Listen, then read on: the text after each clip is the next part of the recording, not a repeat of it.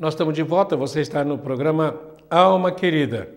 E no e-mail de agora, o missivista pergunta se a carne branca faz tanto mal quanto a carne vermelha. E diz: Doutor Adão, assisto sempre seu programa, tanto pela parabólica quanto pela internet. O senhor é uma pessoa iluminada por Deus. Deus te abençoe por achar uma coisa dessa, tá? E que você pode se cuidar aí, porque se você vai depender de uma iluminação, cuidado para não ficar em trevas. Estou aprendendo a ser uma pessoa melhor, ouvindo seus ensinamentos que esclarecem tão bem. Gostaria de saber o porquê dos espíritas que tanto estudam continuam comendo carne, já que faz tanto mal. Estes deveriam dar o exemplo através de seus atos. Querida ou querido, não julgueis para não ser julgados. Com a mesma medida que medides, se medirá a vós. Olha, do jeito que você escreveu aí, você não pode comer carne, hein? Aí você diz, em todos os eventos servem carne para todos. E quando pergunto se tem frango ou peixe, dizem que não. Só carne vermelha. Eu queria saber sua opinião sobre o peixe. Se nos faz mal tanto quanto a carne vermelha. Que Deus o abençoe e o ampare. Um forte abraço. É de Volta Redonda que vem este e-mail. Bem, eu gosto de lembrar uma coisa, quando aparece alguém que é vegetariano. Eu sou vegetariano há 56 anos. Não como nenhum tipo de carne. Estou muito bem, graças a Deus. Não tem aquela história de dizer se não come carne você vai acabar morrendo por falta de nutriente esse ou aquele. Não está me fazendo falta. Agora, quando eu pego alguém que começa a ser tão crítico daqueles que comem carne, eu digo não, as pessoas precisam do alimento que é adequado para elas. Aí eu lembro sempre aquela passagem bíblica em que o Abraão está lá na casa dele, na tenda dele, né?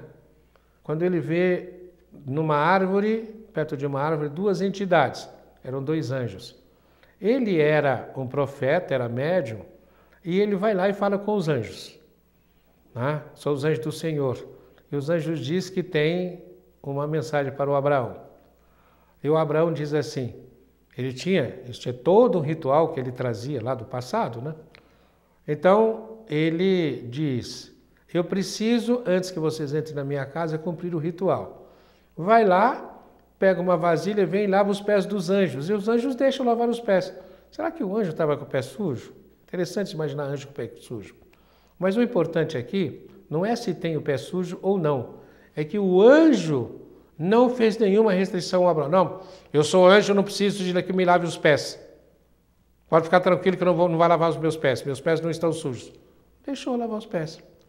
Aí se aproximam da casa e vão entrar lá na tenda do Abraão. O Abraão diz, não, espera aí, manda o ritual que antes se prepare um guisado com o carneiro mais bem nutrido para servir as visitas. E prepara uma comida e os anjos comem o guisado de carne de carneiro. Será que carneiro tem carne branca, de peixe? Como é que é a carne do carneiro? Os anjos comem. Não fazem restrição. Por quê? A questão é, como é que você vai lidar com isso que você está pondo em você?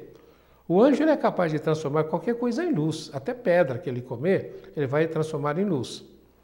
A outra passagem é do Yogananda, quando ele relata que um mestre lá na Índia andava com os discípulos. E um discípulo achava ruim porque o mestre dizia, vocês devem comer isto, isto e isto. E tinha uma dieta para os discípulos. Ao passo que o mestre comia bem, comia outras coisas. Então, o que tinha em algum lugar para comer, o mestre comia, não fazia restrição. Aí, o que é que um dos discípulos começou a fazer? Por que é que ele come isso e a gente não? Por que é que ele pode comer tal e tal coisa e a gente não pode? Então, um dia, o mestre chama esse discípulo e diz assim, olha, hoje você vai comer a mesma coisa que eu, tá bom? Ah, vou, que beleza, tal, né? Vai comer a mesma coisa que o mestre ia comer. Então o mestre pede uma cuia de leite e na cuia de leite derrama uma caixa de pregos e pega aquele leite com pregos e joga na boca. À medida que ele vai jogando, os pregos vão se transformando em luz. E pede para o discípulo fazer a mesma coisa. Então ele diz, mas eu não vou conseguir fazer. Então, se você não é capaz de digerir o que eu digiro, Então, não faça restrições e nem bote reparo, como diz o caipira, no que o outro está fazendo. Pare de julgar, porque senão você fica numa situação difícil. Tudo aquilo que fizerdes a um dos vossos semelhantes é a você mesmo que você está fazendo. O outro discípulo, isso também está nos livros do Yogananda, né? Diz a outra história do discípulo que tinha inveja, porque o mestre tomava leite e eles tinham que tomar outra coisa. Tinha uma restrição lá, numa dieta que eles tinham que tomar outra coisa. E ele sempre querendo tomar o leite do mestre. Então um dia, ele ficou com raiva disso. Um dia o mestre mandou ele preparar o leite. E ele foi, ao invés de preparar o leite, colocou cal virgem em água. Se você toma aquela mistura de cal virgem, fica como se fosse leite, fica leitoso. Você vai imediatamente como se você tivesse tomado soda. Você vai morrer, é veneno. E levou aquela cuia de leite para o mestre, que pegou a cuia de leite e, como diz o caipira, mandou para os peitos. Virou e tomou tudo. Tomou e quando terminou de engolir o último gole, o discípulo caiu estribuchando, com a mão no ventre, né?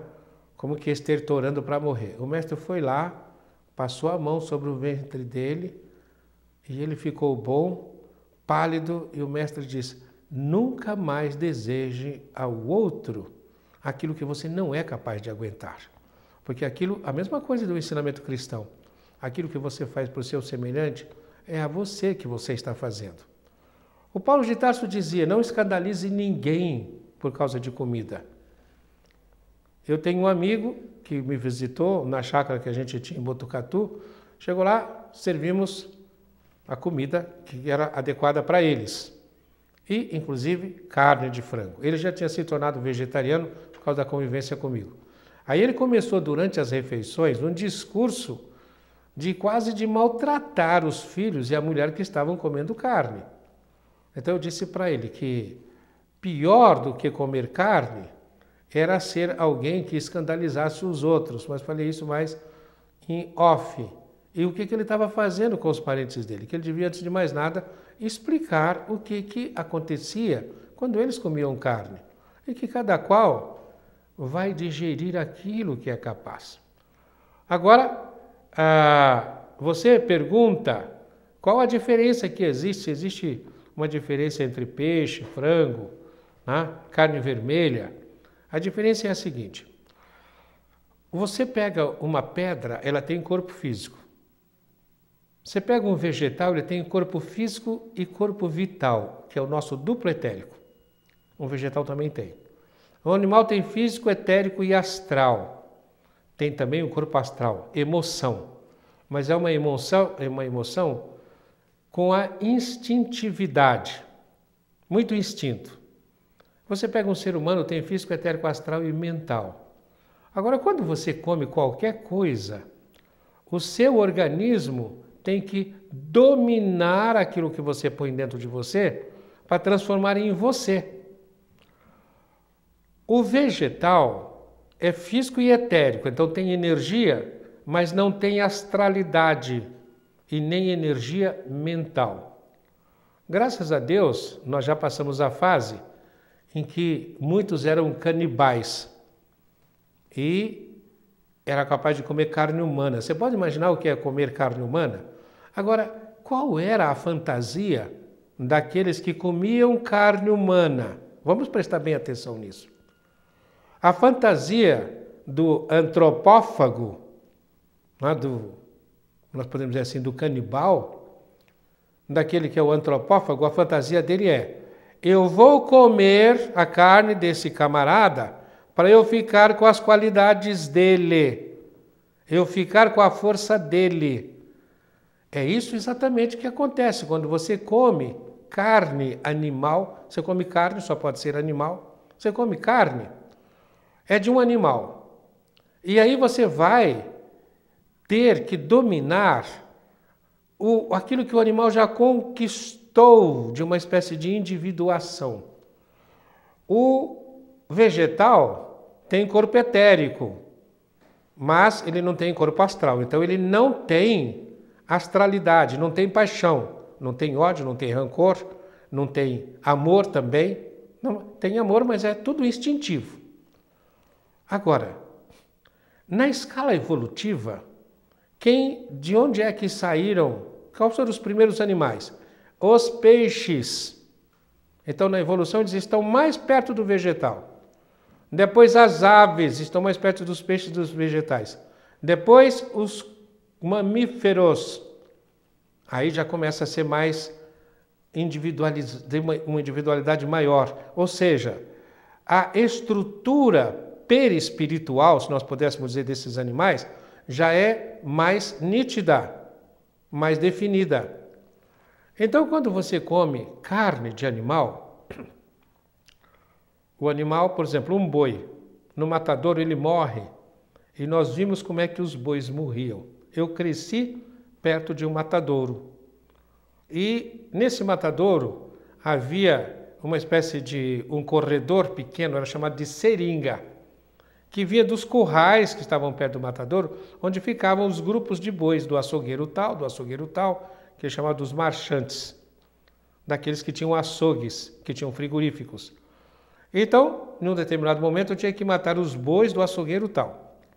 Então, abria-se aquele curral e os bois eram empurrados para a seringa e entrava um atrás do outro, até chegar lá na frente, onde eles ficavam 4 ou 5 dentro de um curralzinho, e um magarefe é aquele que mata o boi, tira o couro e o esquarteja. O magarefe sobe e tem uma arma, uma espécie de lança, uma faca numa ponta de um pedaço de pau, de uma vara, em que eles batem bem atrás, na nuca do animal, atrás dos chifres. Aquela faca corta todos os ligamentos do cérebro com o corpo do animal. É a mesma coisa que acontece quando um ser humano sofre o que eles chamam de um AVC de ponte. Ponte é a parte que fica atrás da cabeça do cérebro, que liga o cérebro ao corpo. Então a pessoa fica num estado vegetativo, porque o corpo não funciona mais. Então quando o boi levava aquela estocada na nuca, ele caía dentro daquele chiqueirinho.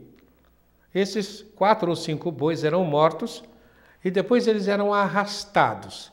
Tinha um sarilho, que é uma espécie de um cabo de aço, preso a uma roldana que fica com uma manivela e vão puxando, e vai lá e engata aquela roldana no pescoço do boi ou nos chifres e puxa. E ele sai daquele chiqueirinho, daquele quartinho, e fica numa descida. Embaixo dessa descida tem uma grelha.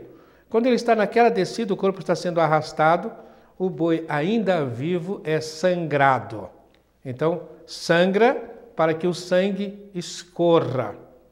E aquele sangue corre para aquela grelha que vai para o esgoto do matadouro.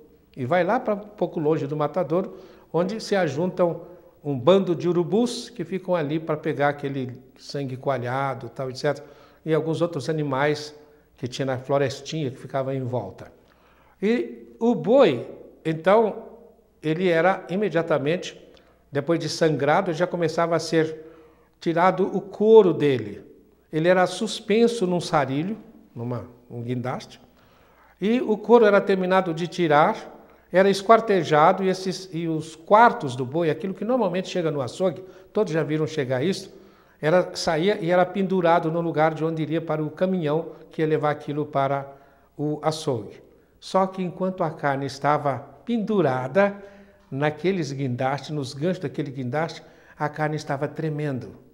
A carne ainda estava viva. O boi já estava esquartejado. Os quartos do boi estavam pendurados em ganchos dentro do matadouro, mas a carne ainda estava viva. Depois essa carne vai para o açougue. No açougue ela é vendida e depois vai para a panela. É temperada e é cozida. Cozinha-se a parte material. A parte astral não é destruída pelo fogo, nem pelo cozimento, que é a astralidade do animal. E depois você pega e come aquela carne. Quando você come aquela carne, você come também a astralidade que envolve aquela casa, aquela carne. E quando você come a carne com aquela astralidade, o seu organismo vai ter que dominar a astralidade para fazer parte de você. Se não domina, você fica igual aquele antropófago que comia o inimigo para ficar com as qualidades dele. Então você vai ficar com a qualidade do touro, do porco, do galo, compreende? Você vai ficar com as qualidades do animal. É por isso que os carnívoros são muito mais agressivos, têm o tupi muito mais curto do que os vegetarianos. Via de regra, são mais calmos, mais tranquilos e menos suscetíveis de entrar nesses distúrbios emocionais tão terríveis que existem. Nós vamos provavelmente continuar no outro bloco com isso. Antes de encerrar, eu queria dizer para você que se você ligar para 0800 18 38, você vai ser atendido pelo Clube Amigos da Boa Nova. Aí você vai ficar sabendo como é que você pode nos ajudar a levarmos adiante esse projeto de levarmos a doutrina espírita a todos os rincões do nosso Brasil e, quiçá, através da internet, a todos os lugares do mundo, fazendo aquilo que o Cristo pediu, que era a difusão dos seus ensinamentos. Vamos fazer um intervalo, já já nós estaremos de volta.